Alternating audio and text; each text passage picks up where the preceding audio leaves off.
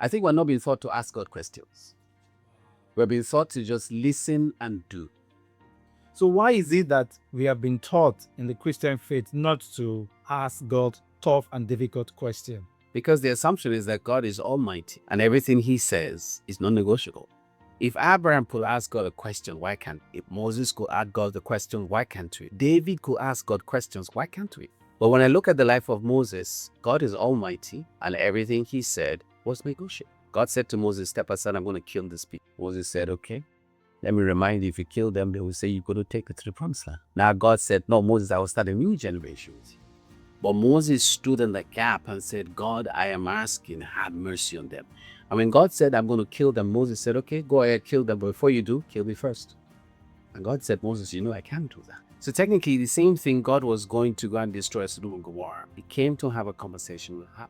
So God wants to communicate with us. He wants to collaborate with us.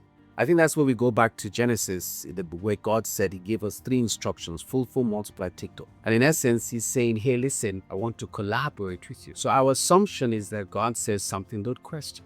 But when I think about children, if you tell them don't touch, the next question is why?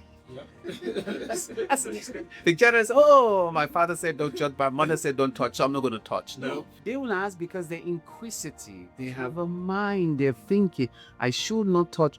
Why should I not touch it? Now, if little children have this concept of understanding of why, I think we should also relate that to God, because we are called children of God. The mother understands that the child is asking the question because they want to have understanding. Children appreciate their parents when their parents give them understanding. Yeah. And they succeed more when their parents explain things to them. And God has always explained things to people. He said, don't touch, for the day you eat this fruit, your eyes will open. So I do not believe that God is going to go, why are you questioning me? You just need to do what I told you to do. No questions attached. But that is where you get to a point where God becomes a tax master, not a loving father.